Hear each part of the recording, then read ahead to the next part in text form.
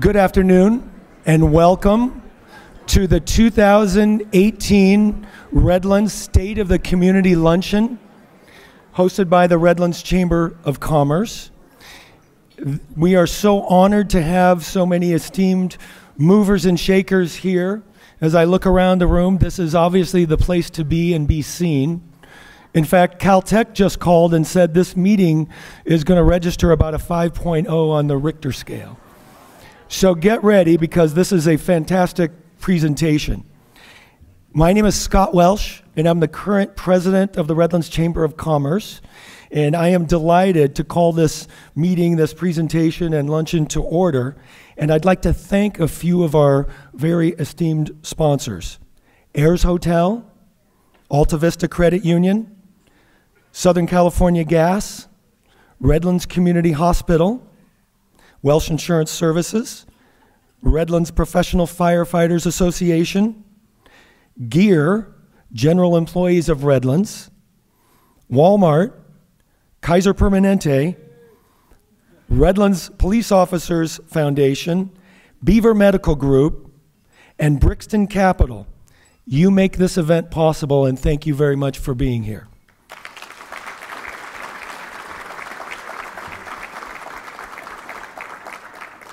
And I'd like to thank the Redlands Community Orchestra for providing us entertainment this afternoon. And I'd like to introduce the Reverend Mike Ballinger to come up and provide our invocation. All right, ready for lunch? Let's bow and let's pray. Heavenly Father, we thank you so much that we can gather together as a community, as a city, and celebrate the good things that have gone on this year here in our community. Lord, we thank you for all the connections and relationships we have. Thank you that many of these relationships in this room are based on love and mutual admiration and cooperation, and I give you thanks for that. So, Lord, be with us as we go through the agenda.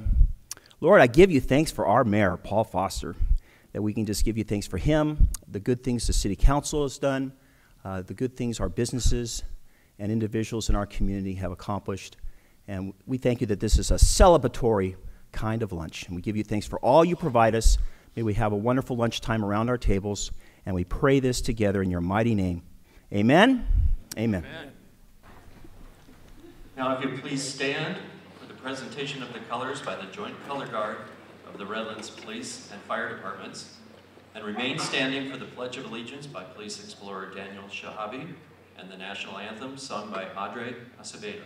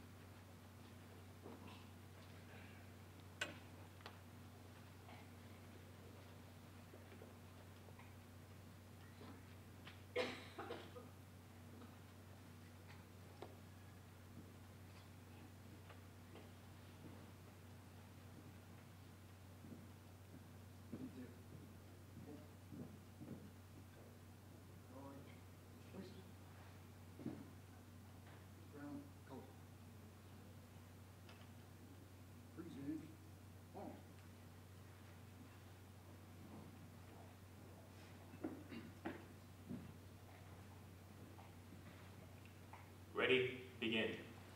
I pledge allegiance to the flag of the United States of America and to the republic for which it stands, one nation, under God, indivisible, with liberty and justice for all.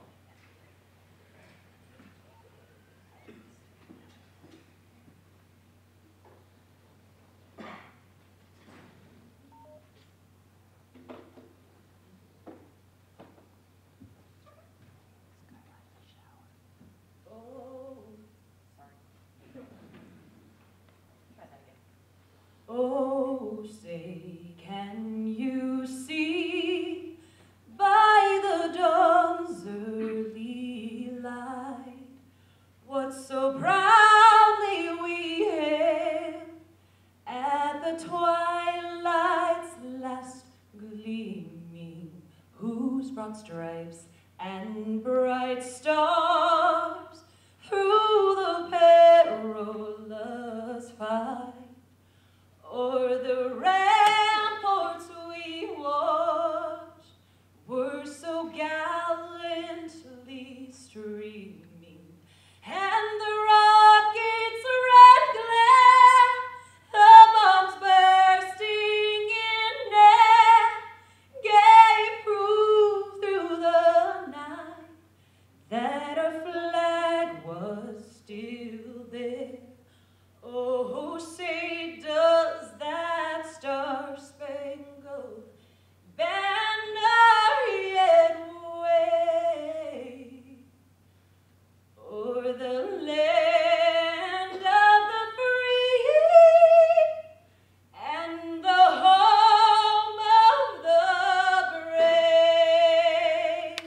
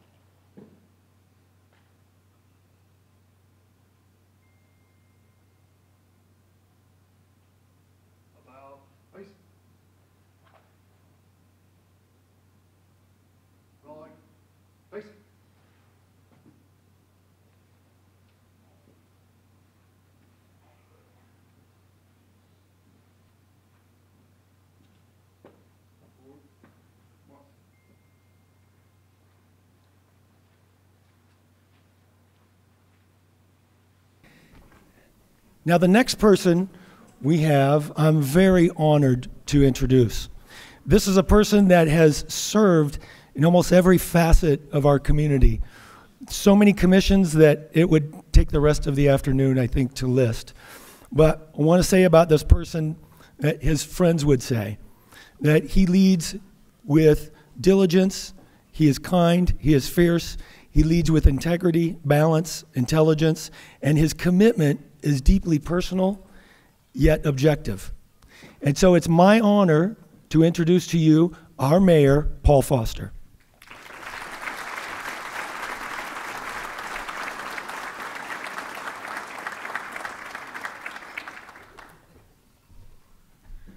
Good afternoon, everyone.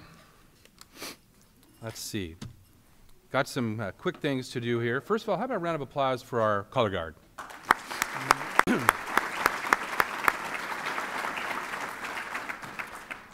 I have some introductions I'd like to make, some VIPs that are here with us today. If, when I call your name, if you would stand and give a wave to the crowd, I'd appreciate it. Jeannie Donaldson, our city clerk.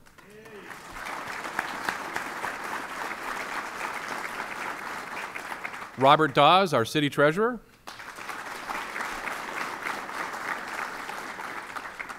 And I haven't seen all these people, so I hope they're here. Donna Farracone, trustee with the San Bernardino Community College District. Is Donna here? I haven't seen her. Okay. From our Redlands School District Board of Trustees, Jim O'Neill, president.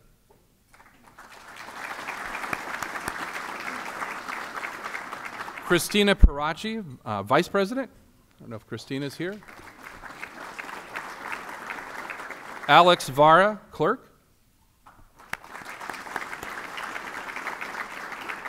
Patty Holohan, board member. Donna West, board member. Mauricio Ariano, our new superintendent. Mauricio. And of course, in cleanup, Sam Irwin, our former city clerk.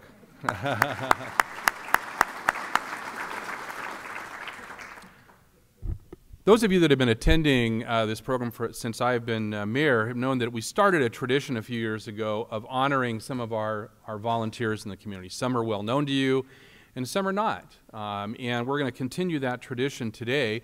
I'd like to ask our assistant to the city manager, Janice McConnell, to come forward. All of these people, in the opinion of the committee that selected them, represent the theme that we have of today's program, keeping the promise that is Redlands. So we're going to get right to these presentations and honor these very special individuals. Ms. McConnell?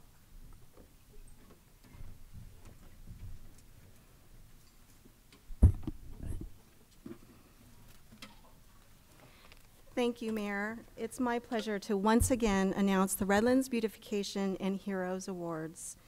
Beautification Awards recognize buildings or facilities within the city of Redlands that capture outstanding landscape, architecture, cleanliness, and curb appeal. Our first Beautification Award is presented to Nabil Ayub for his beautification and adaptive reuse of the historic Heritage Hall building. Heritage Hall, also known as the Seventh-day Adventist Church building, has been a landmark fixture in Redlands for over 96 years. It is well known amongst local residents for its distinctive building style and triangular lot. Erected in 1922, it has changed many hands many times, being utilized in countless different capacities, including a church, the Odd Fellows Lodge, a reception hall, and now the beautiful Olive and Citrus restaurant. The historic building is cross gables, 1.5-story stucco structure with some craftsman-style elements. The building underwent extensive work involving the replacement of the roof, the construction of a large deck for outdoor dining, and the installation of trellises fronting Olive Avenue. Restoration and repainting of the building was completed in earth tone colors. The interior was also renovated to create a more open floor plan suitable for its new use. The end result created a craftsman culinary masterpiece for all to enjoy. For these reasons, we are honored to present Nabil Ayub with a Beautification Award in recognition of his adaptive reuse of the Heritage Hall into the elegant Olive and Citrus restaurant. Congratulations. Thank you. Our next Beautification Award goes to Property One LLC in recognition of the Redlands Packing House District Retail Center. Representing Property One is Mr. Don Berry. Recognizing Redlands' history and design to mimic the city's well-known citrus packing houses of decades past, Property One LLC sought to design a completely new development project that would come to be situated just off of the 10 freeway, making it a convenient stop for commuters and locals alike. From the very beginning, Property One LLC looked to create a design for the building that would accentuate and harken back to the city's agricultural roots, while allowing a timeless yet modern appeal to show through. The Redlands Packing House District would come to house 2 anchor tenants, Sprouts and PetSmarts, along with 5 perimeter multi-tenant buildings. Landscaped courtyards and hardscaped areas have given the Packing House District a unique charm that makes it just as inviting to walking visitors as well as to vehicle traffic. Local river boulders were carefully selected. Indigenous landscaping was utilized, complemented by water-efficient irrigation. A brick veneer was also added to the buildings themselves to help draw the whole picture together. The area's design, from the anchor storefronts to the smallest river stone, has helped to create an old world atmosphere that very much echoes the tradition and the history that Redlands community values and cherishes. For these reasons, we are honored to present Property One LLC with the Beautification Award in recognition of the Redlands Packing House District.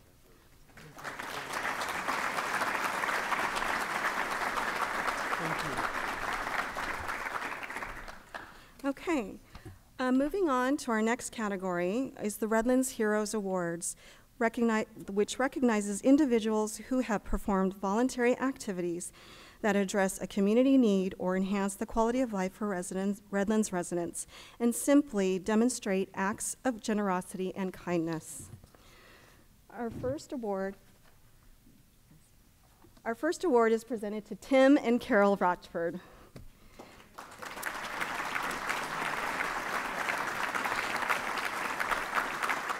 With a love With the love of the past of their community, Tim and Carol Rochford have been immensely dedicated to the idea of service and the betterment of the lives of others, be it through the restoration of the community's historic structures or services to the people themselves. When Tim and Carol established the Rochford Foundation in 2008, they brought to life a long-time dream that has served to brighten the lives of many underprivileged children in the Redlands community. It is through their singular determination that countless organizations have been able to utilize the beautiful and historic Burge Mansion to help realize the hopes and dreams of countless children. Throughout the years, Tim and Carol have built a network of partners and volunteers, provided a safe and loving sanctuary where many enjoy their time, and have served faithfully to preserve an iconic landmark in Redlands for future generations to come. Tim and Carol have followed in the Redlands tradition of historic preservation through the restoration of several historic downtown properties, building on the love of their community and leaving a legacy which will serve as an inspiration to many. So for these reasons, we are proud to recognize Tim and Carol Rochford as heroes of the city of Redlands.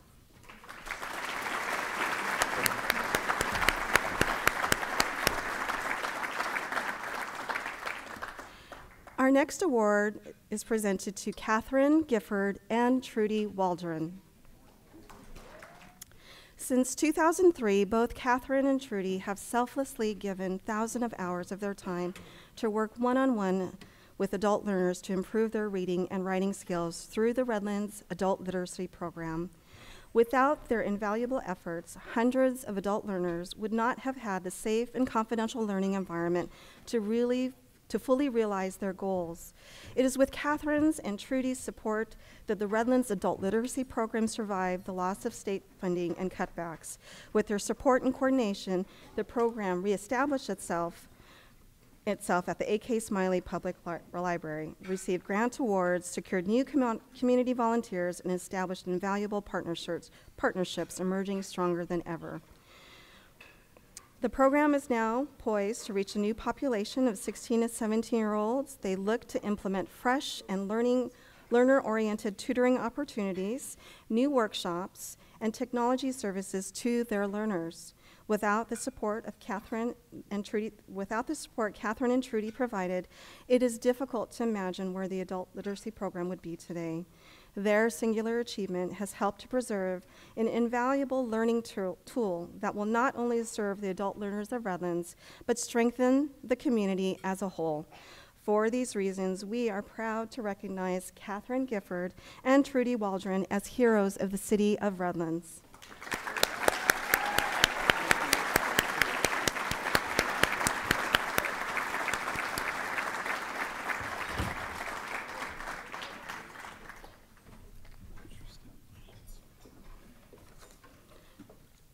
Our next Heroes Award is presented to Jim Nolan.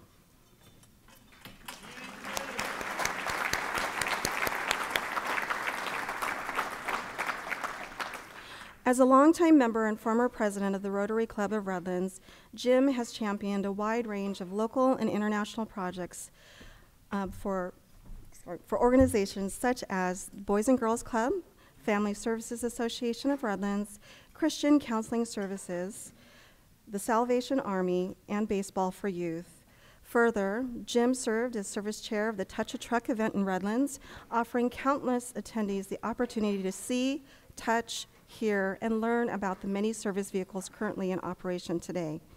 In addition to his service with the Rotary Club, Jim has also given his time to Hometown Heroes, a program that recognizes service of countless young men and women who have served within the United States Armed Forces, the Boy Scouts of America, where he has remained a committed supporter of the organization through fundraising efforts, and Town and Gown, a nonprofit organization whose purpose is to support the University of Redlands through scholarships for students, service grants for faculty, and continually enhancing the Town and Gown relationship.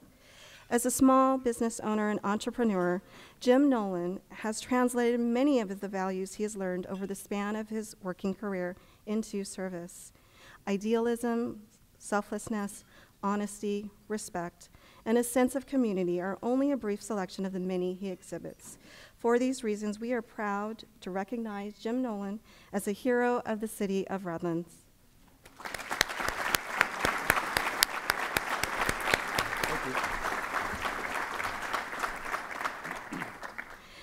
Moving on to our Employee Heroes category, our award is presented to Mario Salcedo.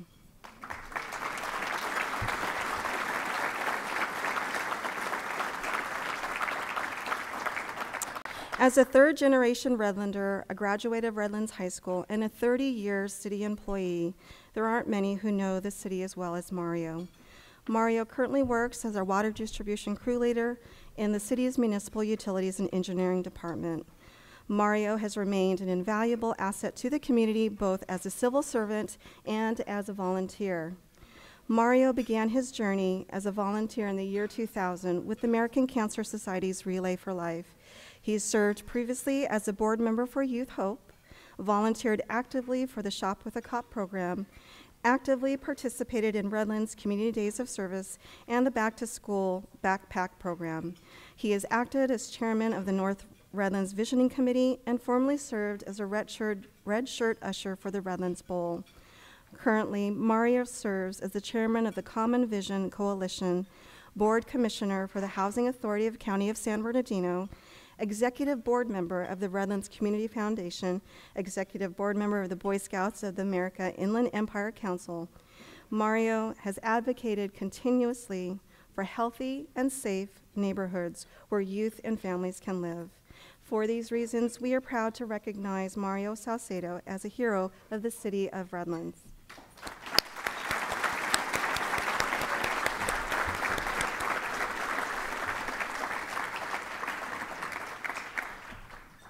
Before I turn this over to Mayor Foster, we did have another award, Heroes Award, and that was to Gail Howard. Unfortunately, Gail could not be with us today. She is not well, and we wish her a quick recovery. We were hoping that she would be represented by her son. If he does show up, we will go ahead and present to him later. Okay? Thank you, Mayor Foster. Thank you, Janice. Watch your step as you return. Tell you, great people in this town. Some great people. Each year I have reserved the right as mayor to present a couple of awards on my own that the committee doesn't select, that I pick for recognition, and I'm pleased to do that today. No matter how much we grow and change over the decades, Redlands has always retained an authentic small-town charm. To be sure, part of the charm comes from the carefully preserved architecture that reminds us of an earlier time. But the real lasting character of Redlands is made up of its people. Many of them local small business proprietors who get to know their customers by name, care for one another, and provide a level of personal service that evokes that same bygone era more than any building does. While Redlands molds and shapes people who live here, the most successful residents are those who instill their own personality and mold and shapes the city as well. This is certainly the case for today's first honorary couple. As small business owners, opening the Cajon Pharmacy in 1969, with many other pharmacies to follow, our honorary couple took their natural dispositions for getting to know people on a truly personal level and translated it into true business success. But they then took the success and gave it back to their community. Caring for others and making a difference are guiding principles that can be seen in our honorary couple's accomplishments and contributions throughout the years. From volunteering numerous hours on many community organizations to the founding of the Grove School and the funding of the Education Pavilion and Maternity and Surgery Services Building at Redlands Community Hospital, our first honorary couple have not only carried on our town's traditions, but shaped and improved us. They will remain an inspiration for generations to come. For these reasons, it is my great honor to recognize Stan and Ellen Weiser as heroes of the city of Redlands for their past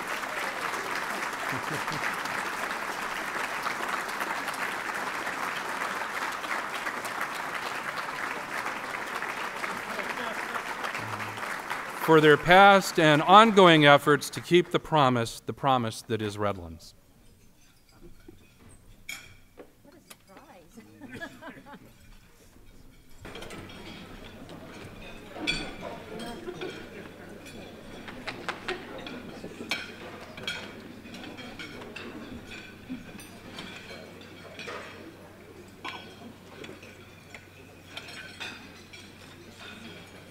History is the groundwork upon which the future is built, the reference point from which communities and cultures grow, and it is the tie that binds communities. From the preservation of its orange groves to the countless historical landmarks dotting the city, there is hardly a spot within Redlands that does not bear some sort of significance to the community. And since its founding in 1888, Redlanders have strived to continue building upon their historical foundations while at the same time passionately working to preserve their past. If history is the foundation of the future, people, and especially young people, are the designers of the future. It is through the education of each generation that we strive to be more than we are today. There are no other more cognizant of these ideals than the next honorary couple. Perhaps Redlands' most notable power couple, one a lifetime resident, the other a transplant who came to the University of Redlands for her education and stayed for another 48 years. They met and married while forming the university's Young Alumni Board. Both have strived to preserve and share local history and educate the next generation of Redlanders. Through books, lectures, classes, service to students and the community, they have left a positive impact that reaches back into history and extends well into the future. In addition to their academic contributions, both have served on countless boards and commissions, including the California Historic Preservation Commission, the Historical Society of California, the YMCA of the East Valley, the Family Services Association of Redlands, the Redlands Community Foundation, just to name a few. It is for these reasons that it is my great honor to recognize Larry and Shar Burgess as heroes of the city of Redlands for their past and ongoing efforts to keep the promise that is Redlands.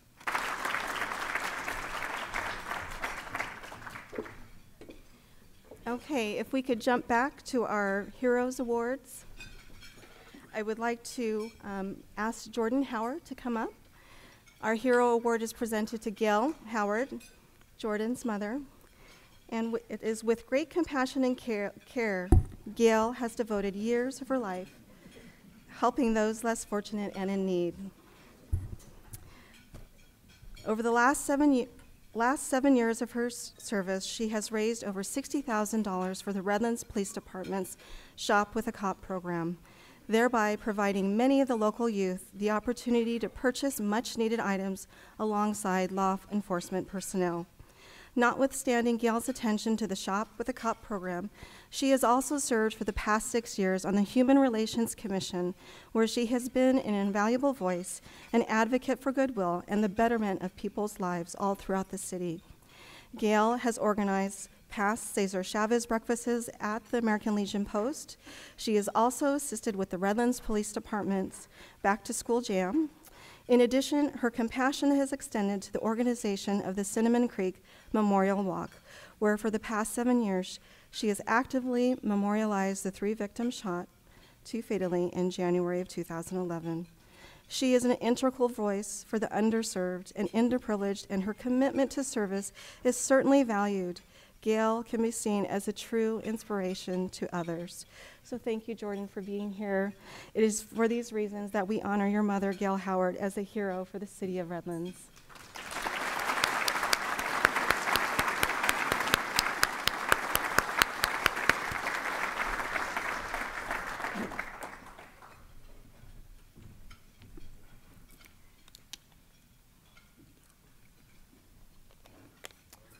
Well, I have to give you a bit of a warning. All of these have been great celebratory moments of honoring people that have given so much in our community. This next one is similar, but it's bittersweet, and I'm hoping I can get through it. If I don't, please forgive me.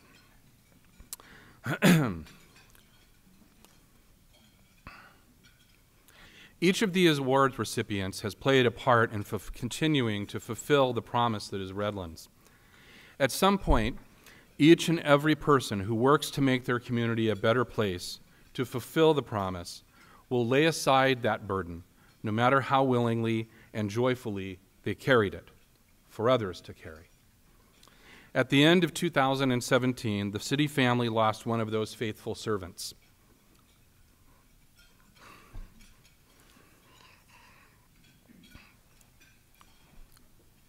Patricia Galbraith was among the longest-serving members of the Redlands City Council, serving for 22 years, including a term as mayor. She was still serving right up until the time of her death last October at the age of 75. Pat was a stabilizing force of continuity on the City Council. She was the epitome and definition of a servant leader.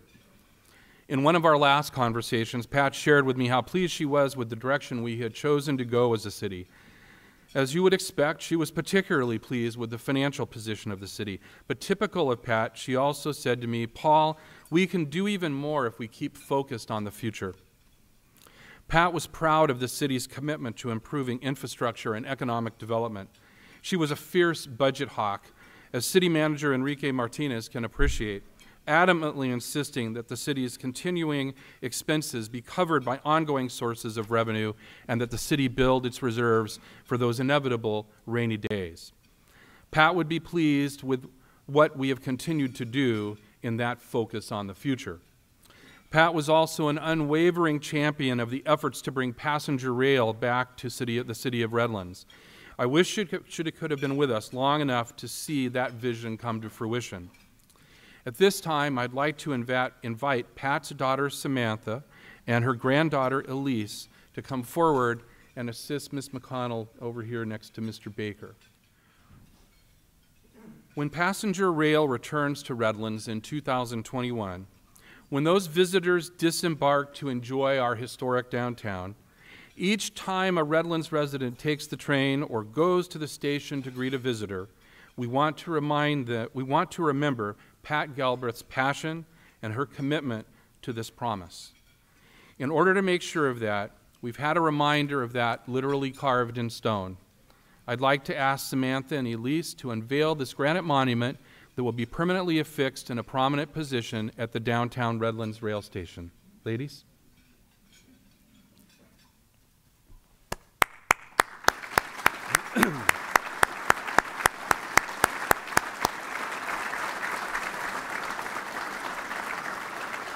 For those of you way in the back, let me read what it says. The downtown Redlands rail station is dedicated in the memory of Patricia L. Galbraith. During her more than 2 decades as mayor, mayor pro tem, and a member of the Redlands City Council, she remained a passionate advocate of returning passenger rail service to the city. Her tireless advocacy kept the vision alive, and its fruition is among her significant contributions to the residents of Redlands. Pat, we will miss you. We'll always remember your commitment to our joint success as a leadership team, your thoughtful insight on issues, your calm and gracious presence, and your approach to difficult subjects and decision, your determination, honesty, and integrity. Ladies and gentlemen, would you please join me last time in honoring former council member Patricia Galbraith.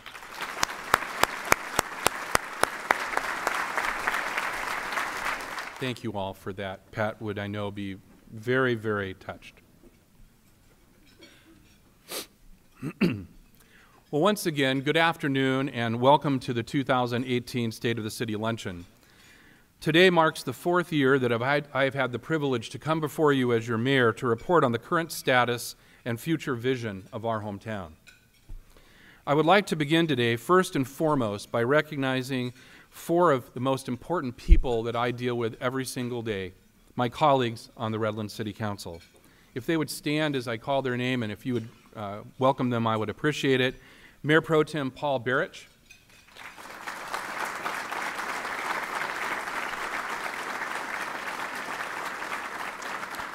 Council Member Tony Momberger.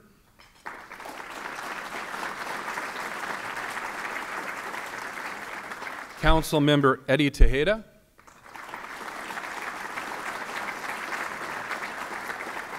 And Council Member John James. It is indeed my privilege to serve along these 4 talented and capable, dedicated public servants, and to call each of them not just my colleagues, but my friends.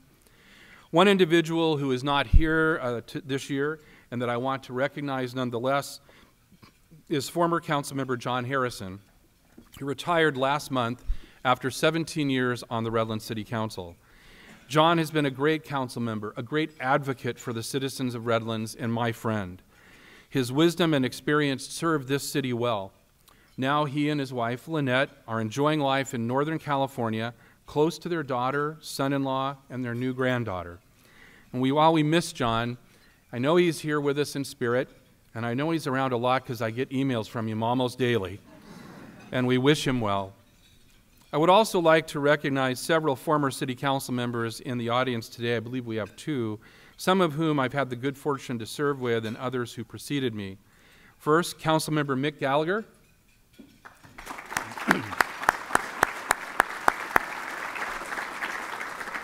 And Councilmember Jerry Bean.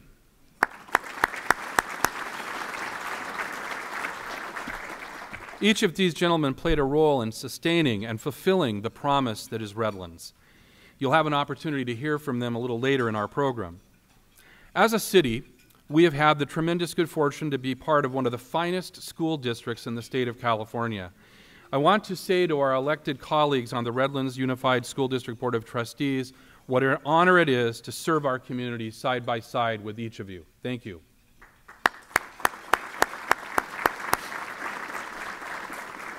My thanks on behalf of the city to the University of Redlands and the Redlands Chamber of Commerce for hosting and organizing today's event. I wish to join the Chamber in thanking our sponsors for their generous and kind support. I also want to extend the appreciation of the community to all of our city commissioners, many of whom are present today. Without each of you, much of the positive work that we are doing in this community would not occur. The same can be said for all of the dedicated community volunteers, many of whom you heard about today, and we thank each of them. Of course, the people who truly make this city run are the dedicated and diligent city staff, who daily provide excellent services and support to the residents and businesses of our city. While the City Council sets the policy direction, it is the staff under the direction and leadership of our city manager, Enrique Martinez, who implement those policies and fulfill the promise of Redlands. I especially want to recognize our executive team. As I call your name, would you please stand and remain standing? Our city manager, Enrique Martinez. Our city attorney, Dan McHugh. Quality of Life Director, Chris Boatman. Municipal Utilities and Engineering Director, Paul Tour.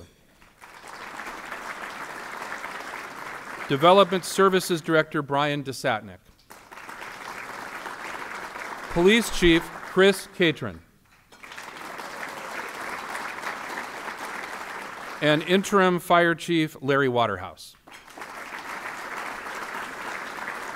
Unfortunately, not able to be here today is our Library Director, Don McHugh, and our Management Services Director, Danielle Garcia. While these folks remain standing, I would like to ask all of the other city employees attending this afternoon to please stand.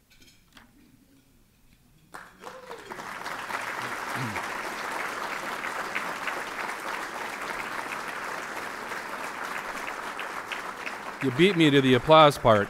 At last month's Mayor's Prayer Breakfast, the theme was God's blessing to our community. I said at that event, and I will say here again today, that these individuals and all of the dedicated members of our city family are a blessing to me, to my colleagues, and to each and every resident of the city of Redlands. Would you once again please join me in expressing our appreciation?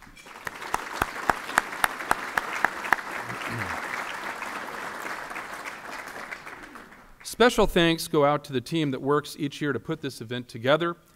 Assistant to the City Manager, Janice McConnell, Public Information Officer, Carl Baker, and Multimedia Coordinator, Cheryl Williams, and Chamber of Commerce Executive Director, Kathy Thurston. Now you can clap.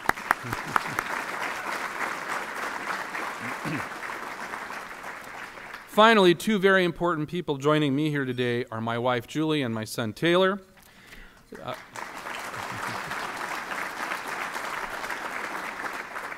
Julie retired last December, didn't give me much time on my own.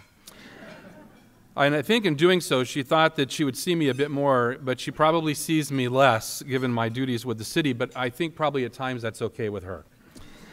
But I want to thank her for all of her love and support, and I think, as I've said each year, all of us that are elected officials in this room agree when I say how grateful we are for the love and support of our spouses and family.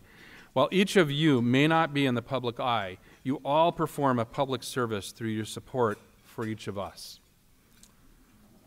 The city of Redlands was incorporated 130 years ago, just 7 years after Edward Jensen and Frank Brown founded it as the Redlands Colony. By 1900, 4,000 residents made Redlands their home.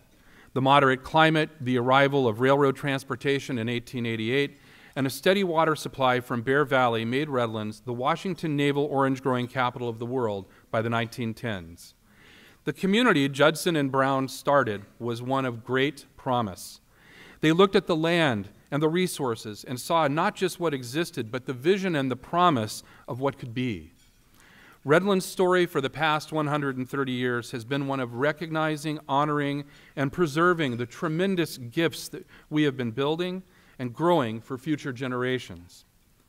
Throughout the years, Redlands pioneers, its patron saints, its public servants and private benefactors, its artists and entrepreneurs have counted on the promise that is Redlands, have shared it and propelled it forward. Promises of music for all under the stars that would continue to draw thousands for generations long after Grace Stewart Mullen first envisioned our summer music festival. Promises of natural beauty and resources not only preserved, but enhanced with an emerald necklace system of trails, parks, and educational centers. Promises of generosity and philanthropy that create a sense of community where our links to the past inform our vision for the future. The promise that turned a 100-acre vineyard into this beautiful campus and fine institute of higher learning. The promise of recreational opportunities for all ages, a thriving business community, and visionary technology advancements have all flourished here in our town. Now, yes, there have been missteps along the way, but the promise that is Redlands has never faltered.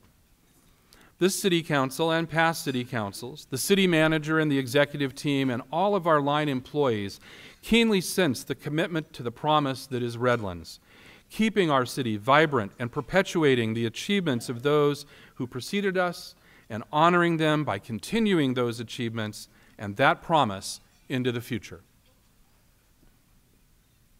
I think the future of Redlands is, again, we're already on our way. I think the changes we made with the decorative art and the improvements we made off-ramps and beautifying the city, and we've always had a reputation of being just a gorgeous city, and I want to make sure that's perpetuated. It's a great place to be, not just because of the people that are here, but also because the physical environment is just so beautiful. A lot of the things about Redlands don't change because it's a beautiful city with lots of trees, lots of great landmarks. We were at the university last night. That's a beautiful place. That doesn't change, but it stays the same, and that's some of the neat things, is that the things that make Redlands unique, we're really maintaining, and that's a big part of the city's tradition and reputation. First of all, Redlands is really involved in everything that our citizens. That's what makes it such a great city. I mean, it truly is. People I know outside of Redlands just don't have what we have here, and it truly is the people. Team at the city, my last couple years there, I wouldn't trade them for anything. City staff, city council, it was just a good group. I mean, but the economic improvements downtown, the focus on the gateways that Paul Foster guided us to, the focus on Ed Hales Park, really building the city from the kind of the inside out. You really see that, and so one of the things I'm proud at is something that I think we set the framework for, but we weren't intimately involved with, is the downtown growth. We can set a guidepost and a framework for parking and business improvement, but really the private sector has done amazing on State Street. So when I think back 10, 15 years, how many places could you go grab a bite to eat downtown?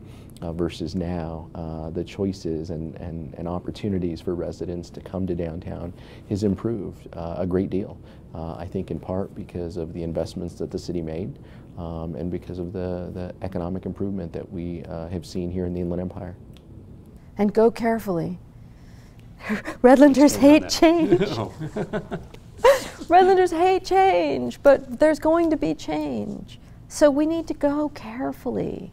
We need to protect our history. We need to protect our orange groves. We need to remember our heritage, the things that were there before, the things that are special to a lot of the residents who still live here.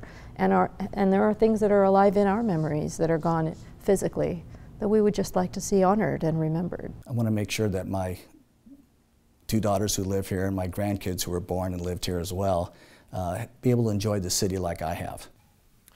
The promise of Redlands is built on many attributes: its natural environment and the beauty of our surroundings, the gifts that have been bequeathed by previous generations, certainly its people. But for the Redlands City Council and city staff, the perpetuation of that promise relies on sound management of the city's resources, especially its fiscal resources. A little more than a decade ago, the city was precariously close to becoming the first in San Bernardino County to declare bankruptcy. Our budget was unbalanced. Ongoing needs were being paid for by one-time revenues. Income was not keeping up with expenses. Our reserves were dangerously low and dwindling.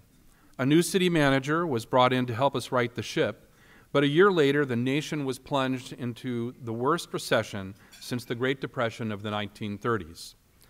In fiscal year 2006-2007, the city implemented a strategy for improved fiscal responsibility and accountability, establishing rules and procedures for balancing the budget on ongoing revenues and building healthy reserves.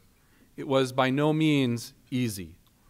The council members in those first years were faced with some very tough decisions just to keep delivering city services, including employee furloughs, layoffs, and severe cutbacks. The collapse of Lehman Brothers, the recession really got underway in a big way, and it lasted through my entire time on the council, which meant that it wasn't a good time, it wasn't fun to be on the city council. We ended up laying off almost 20% of the 500 and some workers, employees that we had at the city. And that of course was very difficult to do. So I remember several council sessions where the city manager presented lists of things that could be cut and asked us to choose. Well, that was very difficult because everyone had their favorite project or their interest in the city. But we made it through, and the city came through those difficult years in pretty good shape. If you'll recall, or just go into our recent history of our country, we had a thing called the Greatest Recession, which popped up around 2008, 2007, 2008, and it affected everyone. And Redlands was no exception. We had some great things happen here in Redlands during that time when the police and fire said, look, we're not looking for raises, we're not going to be we're not going to charge the city for extra time, we're going to be working furlough days. And they came out and said that. It wasn't the council going out trying to get it. They came to us and said, this is what we're going to do. I had people all over the country call me, as well as the other council people, saying, how did you get these people to do this? And when I responded, it was our fire and our police department. They couldn't believe it. There were furloughs, which was really a good thing that the employees embraced this, because what they were doing is everybody took a bit of a reduction so that fewer people would lose their jobs. And I think that displayed a really wholesome attitude on the part of the city staff, because they could have said, heck no, I'm not going to have a day's pay cut, just to save somebody else's job. And it also helped the city operate too, because part of the tragedy of layoffs is that you lose the skills that have accumulated in those people that are no longer going to be with you. It makes operation a lot harder. And so the furloughs were a very good thing. Obviously difficult on everyone, but necessary. We had to unfortunately reduce our workforce. We had to lay off quite a few people, and we trimmed back on some of the other expenses that we would have. And that enabled us to level out so that we're not continuing to go down, spending beyond what we were bringing in. So getting that as a floor was important. Then as we began to recover a little bit, we were starting to build up the reserves, and that's really what gets us in a strong position we are today. We're all very proud of the work that our manager and our staff did on that. It's a great accomplishment considering all cities are constantly facing the challenge of how to balance the budget. I think the city manager a couple times reminded us that you need to have money aside for catastrophes, serious emergencies, but you also need to have money aside for what happened, a recession, a rainy day fund, so to speak. And I think we achieved really both those purposes with some good, solid discipline, and discipline is really what it takes. And I think from my perspective, given my background, that's what I was most proud of, that we put the city in better financial order for the future, because we never know. I mean, things have been great, the economy has been going, but you never know, and the lesson from that whole experience is really to be able to build up enough reserves so you can get the city through a tough time if it comes again. After a decade, it would be easy to forget how bad things can get if we ignore or even relax our financial discipline. Our City Council has been steadfast and kept up that financial discipline. Beginning in fiscal year 2007-2008, the city's audited revenues have routinely exceeded expenditures. The past 10 years have seen the general fund's reserves grow to roughly $22 million. In 2013, my council colleagues and I adopted a policy establishing reserves for capital and infrastructure, demonstrating a commitment at the highest level to invest in the long-term essential needs in the general fund. As of today, we have set aside roughly $3.5 million in reserves specifically for various capital investments, including vehicle and equipment replacement for public safety, capital improvements for public buildings and park facilities, parking improvements, and other infrastructure needs. The city has also been steadily paying off its debt. Since 2008, the city's debt per capita has decreased from $1,720 to $732, a reduction of 57%. In the general fund alone, debt has been reduced from $43 million to just over $15 million during the same time frame. This shows a responsible commitment to servicing our long-term debt obligations effectively. While we continue to make progress, there are still structural issues to confront. This month, my council colleagues and I approved a budget for fiscal year 18-19 that included an estimated $71.3 million for general fund operations. However, more than $4 million of that money will go to subsidize the city's paramedic program to make up for the growing shortfall in the paramedic tax passed in the 1980s. Another $924,000 will be needed to pay growing liability claims. Initial budget requests by city departments included nearly $9 million more in spending than was available in estimated revenues.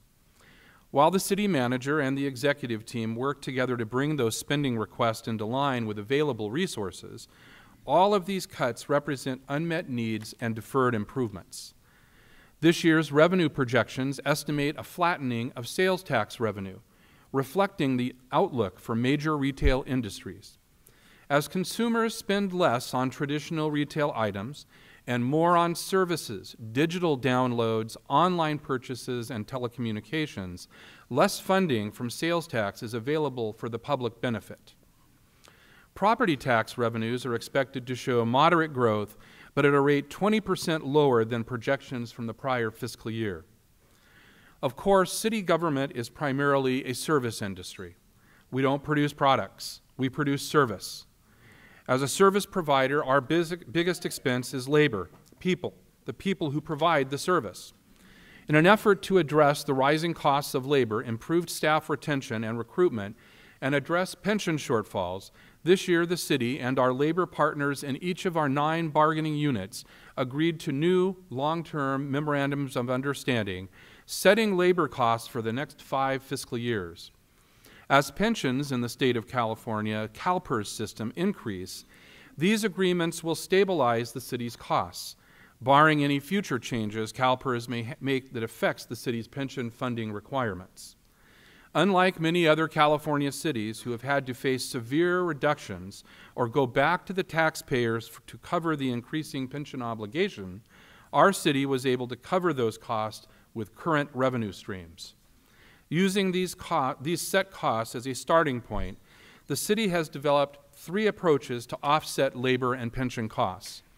The first involves strategic workforce development, including succession planning, streamlining workflow, and reducing bureaucracy. The second is to implement technology solutions that save staff resources and automate manual processes. Finally, staff in the Quality of Life Department have focused efforts on the development of liquefied compressed natural gas alternative fuel sales to private parties that bring new revenues to the general fund. This alternative fuel sales revenue is currently estimated at $700,000 and is projected to grow over time by as much as 50 to 100%. Even these solutions present trade-offs and challenges. It takes upfront capital investment to implement technology improvements and an ongoing source of revenue for maintenance expenses over time. The replacement of the city's financial accounting system represents an initial investment of roughly $1.2 million, but it will result in automation and improvement of processes related to budget, banking, online payments, and financial reporting across all departments. Market forces can still impact the revenue gains of the LC&G fuel dispensing operations. While alternative fuels like natural gas are less subject to the pressures of global economic trends, a downturn in the local or national economy could still have budget implications. And of course, CalPERS funding requirements for cities have undergone periodic changes in the past with implications for local government budgets. Changing CalPERS policies could adversely affect the delicate balance achieved by our city. Having a balanced budget on recurring revenue, I think that's a great achievement, to continue to have balanced budgets and to say to people, we're taking care of your money, we're getting things done in a timely manner, maybe not as quickly as you want us to, but at least there's a plan for it, we're communicating it to you, and you're not in the dark. If a recession happens in 2018 or 2019, Redlands has got a healthy enough reserve that they don't have to have layoffs, they don't have to make cuts, they don't have to take a police officer off the beat or stop maintaining some of the infrastructure because we put away some funds for a difficult time. I'd like to feel like I helped contribute to that and that the citizens will have a better time through a tough time because we were prudent enough to do that ahead of time. That's still one of the challenges facing the city is how do we continue, how can we get more revenue sources, continuing revenue sources. Lots of times we'll sell a piece of property so we get one-time money, or we do some development, we get some one-time development money. But we need to look for continuing financial resources, those things that grow like sales taxes. So how do we get more businesses in town? How do we get more companies, even manufacturing companies? How do we get more ESRI type companies? Bringing new business and business opportunities to Redlands and working in partnership with our local businesses to sustain them and help them thrive is a key factor in fulfilling the city's promise. Redlands is blessed with everything from mom-and-pop shops where small-town charm and a personal touch keep customers coming back to world-class leading-edge innovators like Esri that literally put Redlands on the world's map. In order to be a robust and successful city, we must continue to attract and retain a mix of high-quality brand name businesses, locally owned small businesses, manufacturing, logistics, and high-tech industry. This mix of big and small benefits everyone. National and regional businesses bring new customers to our city and provide a new clientele base for the smaller specialty shops. Local businesses provide cities with their unique charm and sense of place, and they contribute to our civic life through their involvement with the community and support of local organizations and youth activities.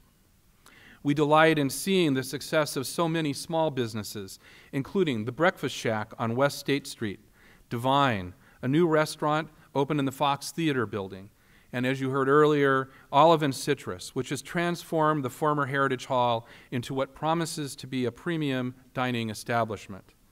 Also, UI Medical, a new entrepreneurial manufacturing firm specializing in cutting-edge medical products. We also wish to congratulate some of our long-standing businesses, such as Oscar's, which will be expanding into a new location on Citrus Avenue, and Augie's, now in 2 Redlands locations, including its new site with indoor and outdoor patio seating at 300 East State. One of the truly exciting business stories of this past year is the relocation and expansion of Garner Holt Productions to the city of Redlands. Before he was old enough for a driver's license, Garner Holt made up his mind to start a path to a career building the kind of mechanized, animatronic magic he saw at Disneyland, his earliest inspirations. In 1977, at the age of 16, Garner founded the company that bears his name, Garner Holt Productions, Incorporated. At first, it was just a one-man show in his parents' garage. He opened a couple of seasonal haunted house attractions at malls in San Bernardino and the city of Orange. But Garner stuck to it, continually educating himself in new techniques and technologies, eventually building a business that has become the world's largest creator of animatronics, special effects, and other elements for rides, attractions, and shows all over the world. Today, Garner Holt's work can be seen in every Disney resort worldwide, at Knott's Berry Farm and Universal Studios from Hollywood to Singapore, not to mention hundreds of Chuck E. Cheese restaurants all over the country. Whether you realize it or not, you probably have seen something Garner and his team of amazing creative wizards have made. A few months ago, Garner announced plans to relocate from San Bernardino to Redlands.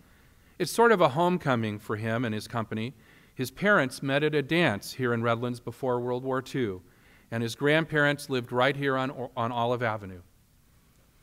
With this move, Garner Holt Productions will bring new exciting jobs to Redlands, many of them highly skilled and above average wages, and help to fulfill the promise that is Redlands with their founder's uniquely creative spirit. Like Esri, another Redlands technology innovator, Garner Holt will host many international representatives that do business at the new headquarters here in Redlands. As a welcoming gift in reverse, Garner has created a magical new animatronic exhibit for our own Lincoln Shrine.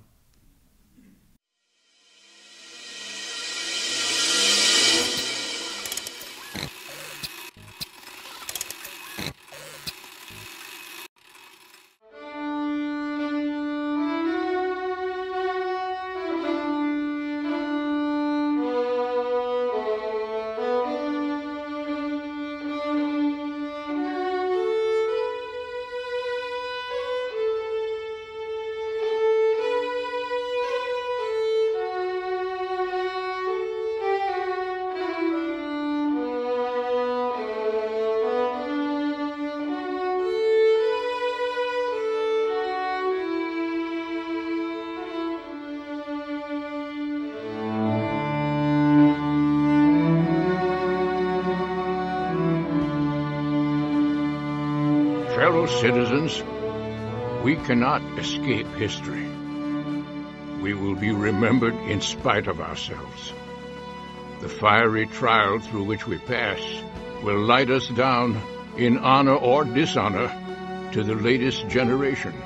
We shall nobly save or meanly lose the last best hope of earth.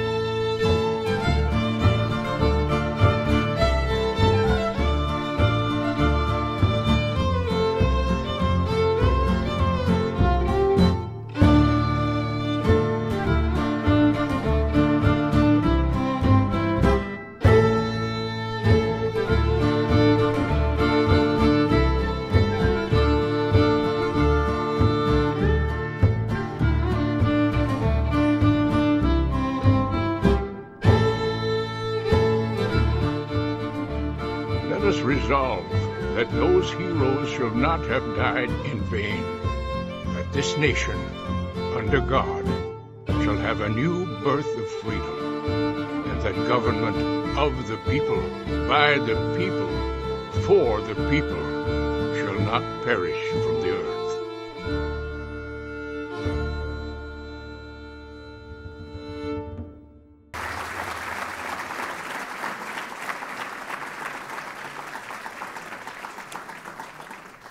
Nathan, all the pictures we see at the shrine, the guy is so dour and serious. This guy's a lot more fun. So you know where you need to be on the 7th of July. Garner's company is all about using the power of dreams to tell stories, to bring characters to life, and to make the most of good, talented dreamers like himself. Last year, Garner Holt Productions celebrated its 40th anniversary. Now they begin the next big chapter in their story right here in our hometown of Redlands. Today, I'm honored to have as my guest Mr. Garner Holt. Would you please join me in welcoming him to our, and now his, hometown? Garner.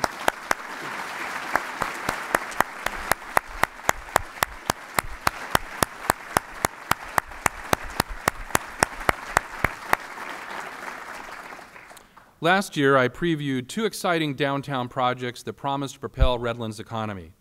The Redlands packing plant developer, Arteco Partners, plans were recently approved by the City Council for a complete renovation of the former Mutual Orange Distribution Building on 3rd Street and Shoppers Lane. Arteco anticipates closing escrow on the property by the end of this year, starting construction in early 2019, and opening the project by early 2020.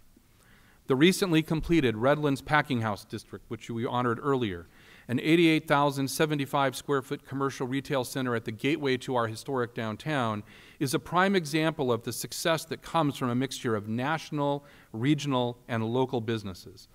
Anchored by Sprouts Farmers Market, the center includes standalone and inline retail space and prominent restaurant spaces, including Augie's second Redlands location, patio dining, and attractive architectural elements, treatments reflecting the city's rich history when citrus groves and packing houses dotted the landscape. You have all seen how beautiful it is and how it enhances the experiences of those entering our city. As we look forward over the next 3 years, the downtown area in and around the Packing House District and Studio Movie Grill will continue to improve and grow. Property owners and developers in that area of our historic downtown are currently working with the city on plans for more mixed-use retail that will include brand name and boutique entertainment and hospitality venues. Multifamily residential development will be built around the transit stops of the Redlands Rail. Park spaces and trails will help link many of those areas with walkable green spaces. One of the first of these projects will soon begin on the site of the old Safety Hall complex, enhancing that portion of downtown with an additional high-end dining experience. Another long-awaited addition to the city, soon to become a reality, is the addition of 2 new hotels already approved and a third in the planning stages. The 123-room Wood Spring Suites will be located on Orange Tree Lane, and the proposed 88-room Marriott Spring Hill Suite is planned on West Lagonia Avenue. The Hilton Home to Suites will be located on Tennessee Street near Interstate 10. The vibrant growth of downtown follows and dovetails with more than $4.2 million of investment in downtown improvements by the city over the past 7 years, including repaving of the downtown streets, landscaping and tree lighting, bike racks, decorative pieces in the Brookside mediums, whimsical orange men that remind us of our citrus heritage, and welcoming gateways at each of the downtown freeway entrances. And of course, the construction of the Orange Street Alley, which has become a popular gathering spot and is attracting new dining establishments to the city. Recently, we threw a switch and filled the downtown air with music from a new speaker system that will soon run the length of State Street from Orange to 9th. The speakers will not only provide music downtown, but will allow us to broadcast special events, including parades and our latest holiday tradition, the New Year's Eve Orange Drop, which attracted more than 1,000 people downtown in its first year. Last month, we dedicated the renovated Triangle Park, paying homage to a historic gathering spot and expanding the city's pedestrian-friendly enhancements. Most recently, the City Council and the Cultural Arts Commission dedicated a new steel and glass sculpture by artist John Gilbert Lepto at the intersection of Vine and Cajon Streets, fulfilling the promise of a prior State of the City challenge to add new public art. And with all of these improvements, the one that probably captures the imagination the most, and was the least expensive, and attracted a great deal of attention with millions of social media hits, is the hundreds of colorful umbrellas suspended over the Orange Street alley. It's all right, go ahead and clap. Every mayor I talk to in the valley, when they see me, they go, I love all those umbrellas. I don't care if you pave the streets, it doesn't matter, but you know. People are coming from miles around just to walk under them, take pictures of them, and then stop and to get something to eat at one of our local restaurants, or just spend a few hours shopping in our local businesses. With all of the vibrant growth and excitement downtown, we are eagerly awaiting the addition, really the return after an 80-year absence, of the passenger rail service to downtown. The Redlands Rail Project, now called the Arrow by the San Bernardino County Transit Authority, but frankly we're always going to call it the Redlands Rail. It's currently on schedule to begin service in 2021, welcoming new visitors to downtown. I think the other thing that's a really challenge that's ongoing now is getting the city ready for the arrival of the Redlands Passenger Rail Project. We've been doing a lot of planning, but it's going to take a lot of work, and we as a city need to make the effort to take advantage of that opportunity. And I think it's going to be a great challenge. Over the last 10 years or so, all of the contracts have been let by San Bernardino County Transportation Authority, or Sandbag, used to be called Sandbag. And so we're within a year, I would say, of seeing the tracks being laid. They've already ordered the diesel multiple units, or the trains themselves. Everything's under contract. It's just now putting it in the ground. So it's going to make a big difference for Redlands. So by having the transit stops, we have an opportunity, excuse me, we have an opportunity to have the bulk of our development happen in those transit village areas. There will ultimately be 5 of those. And if the majority of the development happens there, it changes traffic considerations. It gives us a different kind of lifestyle for those of the younger generation who are looking for a place to live where they don't have to mow a lawn just now. When they get a family, they'll go mow a lawn. But until that point, they're looking for a place that's vibrant and active, and the transit villages will provide that. So provide that alternative that complements, and that's the challenge. How do we make sure it complements what makes Redlands so unique? While the bulk of the cost to extend passenger rail to Redlands is being paid for through regional transportation funds, the city has committed to provide 200 parking spaces for the downtown transit station.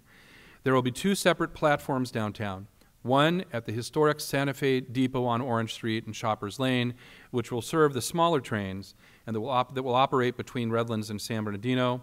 The second platform just to the west that will serve the twice-daily Metrolink. City staff are currently working on a design for this new parking lot, and I put this in the slideshow. Only just last week did we had an opportunity to do a public-private partnership with a great organization here in town. So we're no longer going to be doing just surface parking. We're going to create a great new parking structure on that site that's going to be wonderful. One of the things I was involved in was the general plan update. I, along with John Harrison, were the 2 council members assigned, basically as a subcommittee, to work with staff to set up the general plan committee. So I spent a lot of time, picking who was going to be on that general plan committee, and we ended up, I think, 30-some members on that committee from the public.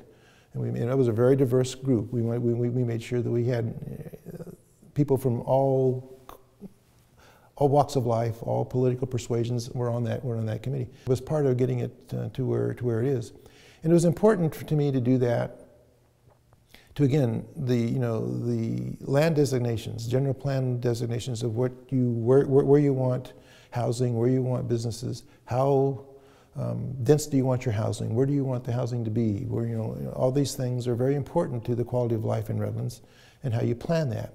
Staff and councils will really take advantage of that plan and use it to guide the development of the city. We put a lot of effort into that new general plan, and it has the makings of creating just a remarkable city over the next 20 years. With the new rail comes new opportunities to change the focus of future development in our town, with mixed-use, upscale, multifamily housing developments and transit villages that integrate sustainable multifamily housing and retail around rail stops and help preserve the city's open space and agricultural land in the Emerald Necklace around the city's periphery. One of the exciting residential projects currently making its way through the approval process is the Casa Loma Apartments, off of East Lagonia Avenue between Occidental and University Street.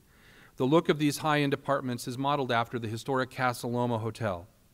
Another is a 6-unit luxury residential complex next to the Pure Gold building on Brookside Avenue. Such developments, in addition to new single-family housing being developed in Northeast Redlands, provide the housing mix that appeals to people from all walks of life coming to make Redlands their home. These new plans are incorporated within the Redlands' new 2035 General Plan.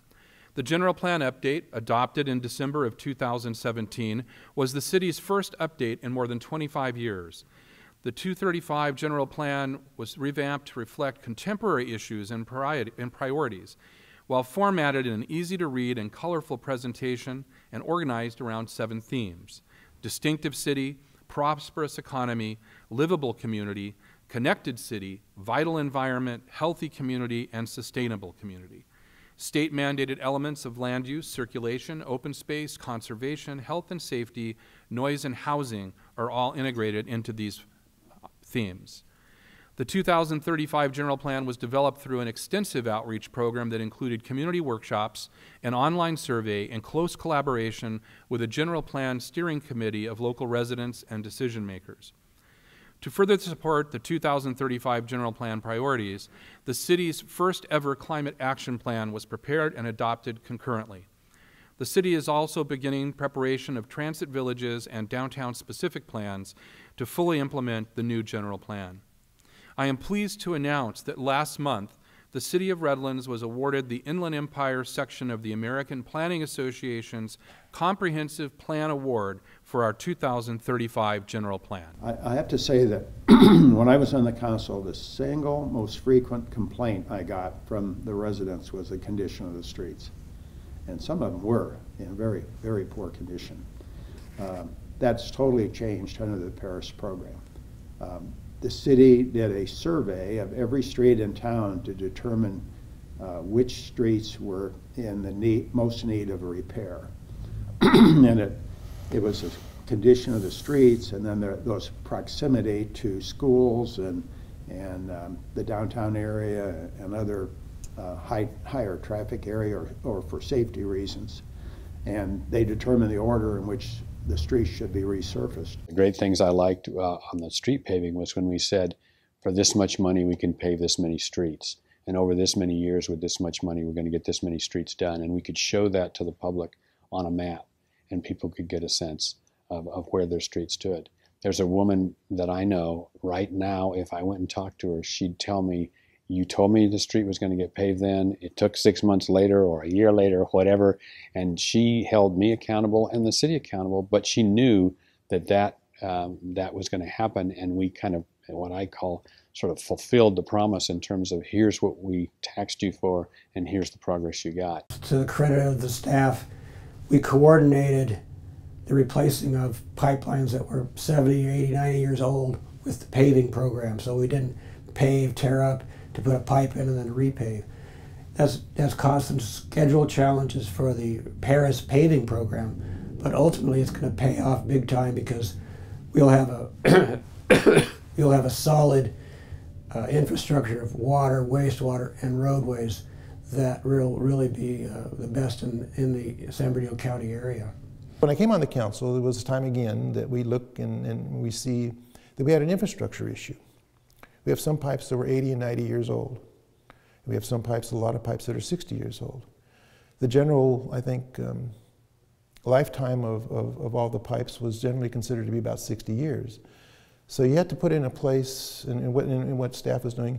And I guess I have to mention that I trust staff, I trust the people talking to me when they have a complaint. But I trust and then I do my own verification. okay, to see, is this really what's happening? Can I validate through my own analysis of what's happening? And staff was telling us that that we had this issue, and you go back and look, and that's a fact. You can go back and see that we weren't replacing pipe when we were supposed to be replacing pipe. So the main issue with the water rates when I was on council was to set up a kind of an ongoing pipe replacement that would go into the next 60 years, essentially. So that you could replace enough pipe every year so that in 60 years you would have replaced the entire system. And that's basically the whole thrust behind the water rate increases that were necessary, was to bring enough revenues in through fees, because it's an enterprise fund, to be able to maintain that infrastructure so that in fact, and then 60 years from now, it would still be serving the people responsibly and with clean water. You mentioned the water rate increase. I think that was important, and I really praise the people who had to make that difficult decision, knowing it would be unpopular for the best of Redlands. It was best for Redlands. We need it. We need to provide clean and safe water, and it had been neglected. Probably one of the city's most significant success stories over the past decade has indeed been the Paris program. Since its adoption in September 2012, the Pavement Accelerated Repair Implementation Strategy Program has significantly improved more than 320 miles of city streets. This year, the city will resurface 56 lane miles. While the final phase of the project is expected next year, it will never really be finished. The program was designed to continue setting aside enough revenue to maintain all of these streets in perpetuity, and today, the city's pavement condition is one of the best in the state. While it is not as immediately obvious, the rehabilitation of our water infrastructure has been no less significant. The revenues from the water rate increase implemented over the last 2 years are being used to replace old water pipe at a rate of 5 miles a year, steadily catching up on the backlog of truly ancient water infrastructure. In 2015, the City Council recognized the city's historic Hillside Memorial Park Cemetery had been operating under an outdated business model and was unable to compete with other nearby cemeteries. As a result, Hillside's revenues weren't keeping up with the expenses of running the cemetery. As one of the city's enterprise funds, Hillside was always intended to be self-sustaining, with the cemetery revenue offsetting its expenses. City staff presented a business plan for the cemetery with recommendations to modernize its operations and make it competitive in the current marketplace. Over the past 3 years, the cemetery has completed capital improvement projects that include recommended improvements designed to maintain Hillside Memorial Park, both as a modern, comprehensive, and competitive cemetery and a landmark of Redlands history. The project includes paving of the interior roads, comprehensive tree trimming, installation of glass front niches in the Redlands Mausoleum, installation of private cremation estates, and expansion of 4 cremation gardens, and the development of a block of basic burial spaces. The next project will provide additional cremation and semi-private family estate options. With the improvements and additional options available, the cemetery has recaptured much of its historic beauty, and annual revenue has increased by more than $400,000 over the past 3 years. Looking forward, 2 critically important capital projects loom ahead of us. The first project is probably not one that any of you think about often, but I guarantee you benefit from daily, and that's the city's wastewater treatment facility. As our city has seen retail, commercial, and residential growth over the past several decades, our city's wastewater facility has not expanded concurrently. While we have some capacity remaining, over the next several years, we will need to develop a strategy to address this $40 million project. Staff is currently working on plans that include a phased approach and a funding strategy that could come from grants, real property sales, and low-interest loans. Now, the second project is one that has been given lip service for much too long, but no action has been taken, and this has to change. The men and women of our police and fire department are spread throughout multiple and inadequate buildings. They work with what they have without complaint, But frankly, ladies and gentlemen, we should all be ashamed that after 11 years, we have not built an adequate safety building to house these critical departments. And while the old safety hall was closed in 2007, the need goes back much further than that.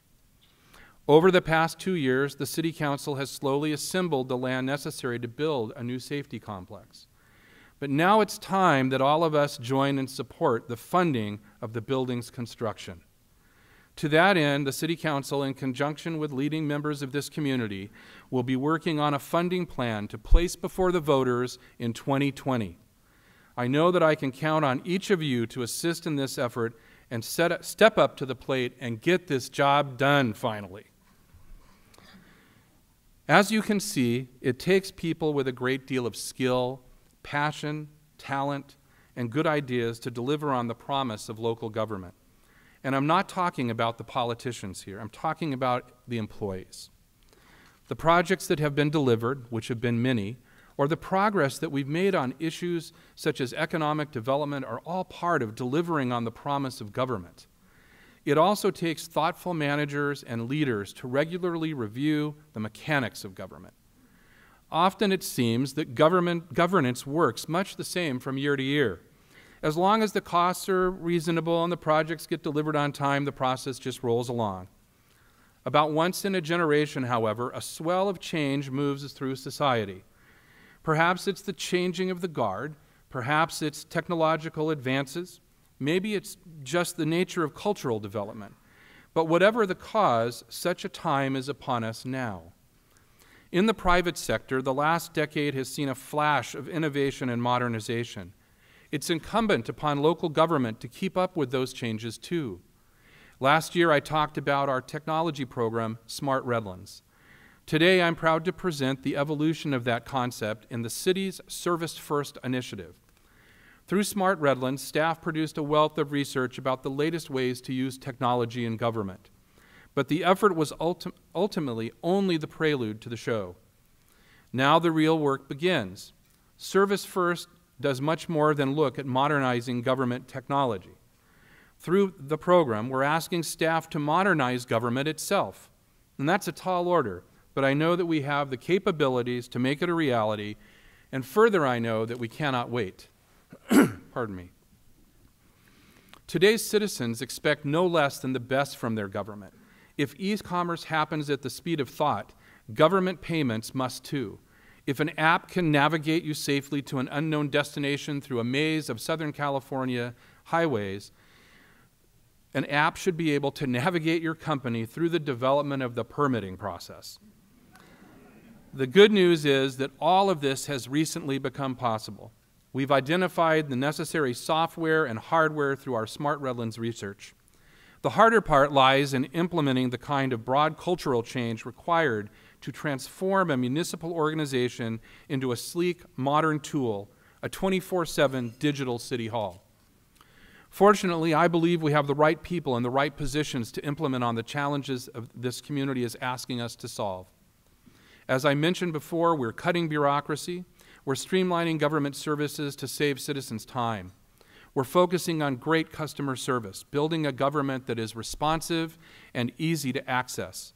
We're strategically cutting costs, but at the same time, we are investing in the infrastructure our children and grandchildren will need to remain as prosperous as we are today. Honoring our promise is about more than just preserving what has made our city great for past generations. It's about imagining and innovating on the substance of government and investing in those things that will make us even greater for generations to come. Last year, Dr. Larry Burgess took us on a journey considering how vision led to the Redlands we enjoy today. This year's theme, Keeping the Promise That Is Redlands, reminds us that our forefathers worked to give us our hometown and that together we must keep the promise to do the same for future generations of Redlanders. Please enjoy this year's film by Work and Play Productions. All right, and remember you guys have that big project due next week. Oh. Hey, it's not gonna be that bad. Listen, we wanna see what makes a city successful. next week. You got this. On Monday, we're going to have Jake, and then Adam, and Annalicia, and then Bella, okay? So we'll see you guys on Monday. Do a great job on this. Bye, Bella. See you on Monday.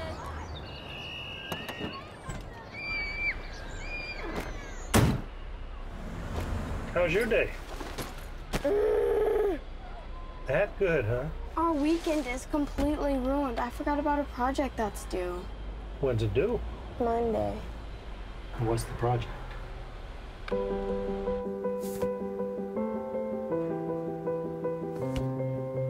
So what's the first thing you need when you're going to build a town? The buildings? Well, that's a good answer, but I think to start off you need a foundation, plan. I think the success of a town depends on the foundation on which it is built, both physically, like its grid and infrastructure, and more importantly, its ideology. Grandpa, does this really matter? Yes, foundation does matter. All of our essential services must work continuously. Roads, water, waste management, things for our everyday ordinary use. And sometimes the not so ordinary.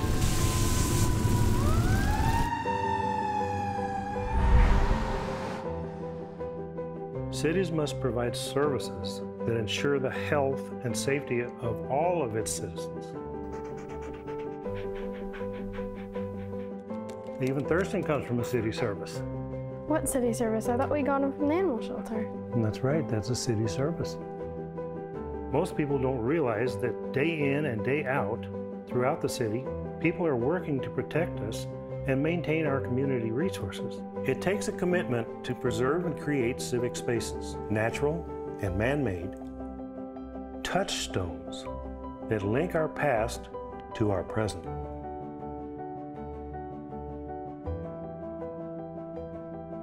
You see, Bella, the reason we can build, sustain, and share these gifts is because of the citizens that came before us who kept their promise. So now it's up to us to keep it going? Yes, exactly. A successful city continues to grow, evolve, and improve while staying true to its uniqueness, its sense of place. Knowing what to build, And remembering what to keep. that's right. When a city is able to support and invest in cultural assets, like recreation and the arts, it's probably succeeding. To thrive, a city must set the stage for meaningful interactions and community-building events. Successful city governance is a partnership of connected civic leaders and citizens, true stakeholders in what happens in their town, working together with a shared vision blending tradition and heritage with innovation and opportunity. What a city is really made of is its people. And the success of a city depends on those people. People keeping the promise for the next generation.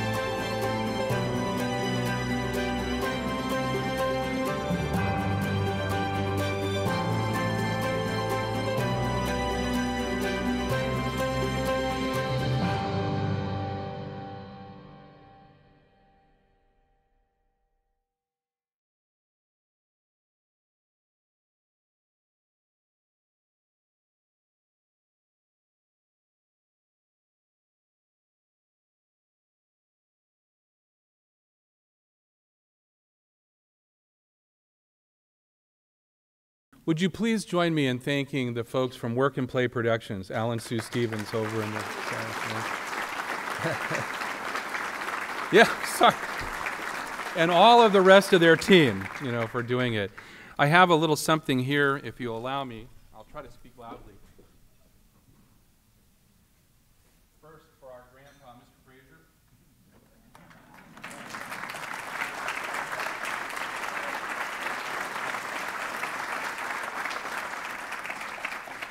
For our young actress, Bella Reefe. Didn't she do a great job?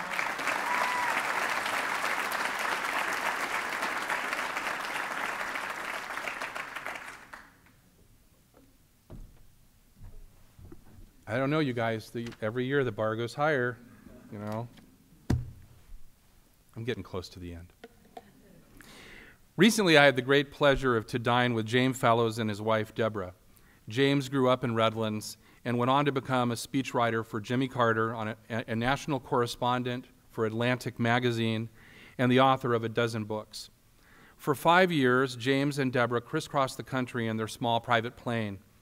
They would land at small airports all over the country, meeting civic leaders, workers, immigrants, educators, environmentalists, artists, public servants, librarians, business people, city planners, students, and entrepreneurs, collecting stories and learning about the positive and provocative things going on all over America.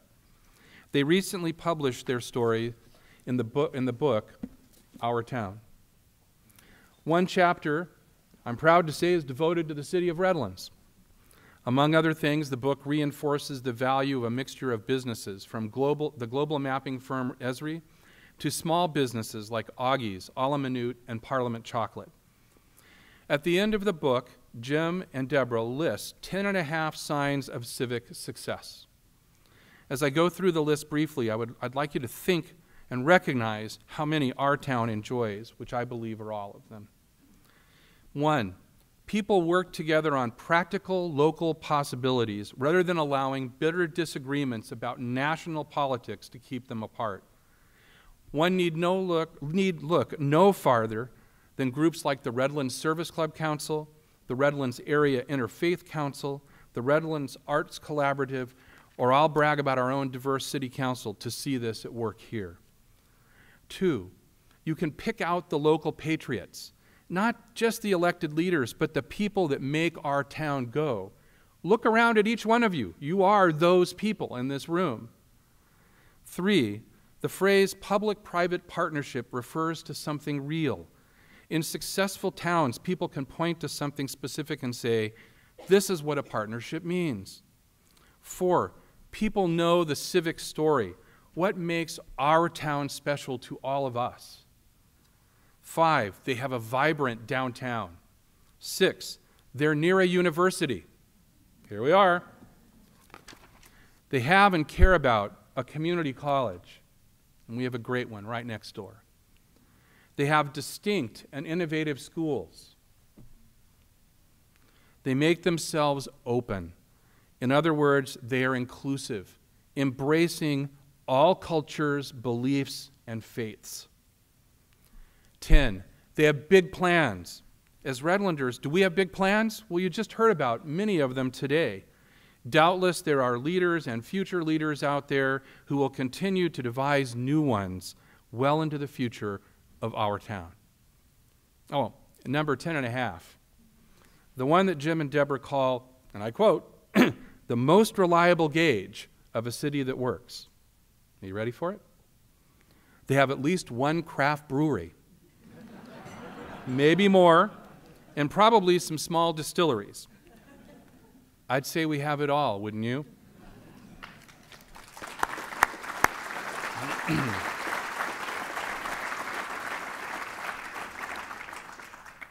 I received a copy of the baccalaureate address given this year by Redlands East Valley High School student senior Dylan Myers. I'd like to share part of it, part of what this young man raised in Redlands and getting ready to leave the fragrant orange groves of his hometown had to say about our town.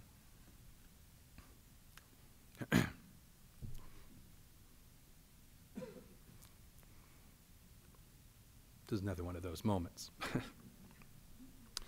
Redlands is a small town with a big voice, where love is locally sourced and art escapes the walls and dances within each of us. Redlands is our most courageous ally and loudest cheerleader. But most of all, Redlands is those who have been there for you even when you don't know you need it the most. Now, Dylan couldn't attend today. I invited him, but get a load of this. You know why he's not here? He's attending the Bill and Melinda Gates Leadership Program. You see where I rate. But I think that you'll agree with me that Dylan summed up our Redlands very, very well. In conclusion, it's for Dylan and his fellow graduates. It's to Bella and her fellow middle schoolers. It's to your grandchildren and great-grandchildren that we must keep the promise that is Redlands. Keep working together to ensure that promise is here for them, and in turn, they will keep the promise in their own right. My friends, it is for these children and their peers that today we vision, plan, and build the future of our hometown. And so, my fellow Redlanders, on behalf of your city council, I can once again report that the state of the city, the state of our hometown, remains strong. With dedicated elected leaders, an innovative executive staff, committed employees, dedicated volunteers, working together with each and every one of you, the residents of Redlands, the promise that is Redlands continues and is continually fulfilled and renewed for future generations. Thank you all for being here today. May God bless each of you in our beloved hometown of Redlands.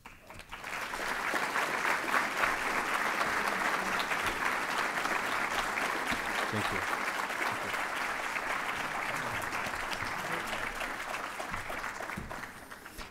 Thank you all. As we wrap up today, we want to thank Mayor Foster for his leadership, for imparting the vision that makes Redlands a great place to live and do business. And on behalf of the more than 600 members of the Redlands Chamber of Commerce, we also thank our city council, 3 of whom were former chamber presidents, our city leadership, management, all the employees of the city of Redlands for making Redlands a terrific place to do business. And as we close, I want to thank our sponsors of this event one more time. Thank you all for attending. Thank you to Ayers Hotel, Alta Vista Credit Union, SoCal Gas, Redlands Community Hospital, Welsh Insurance Services, Redlands Professional Firefighters Association, GEAR, General Employees of Redlands, Walmart, Kaiser Permanente, Redlands Police Officers Foundation, Beaver Medical Group, and Brixton Capital for making this event possible. And with that, we thank you and adjourn this luncheon.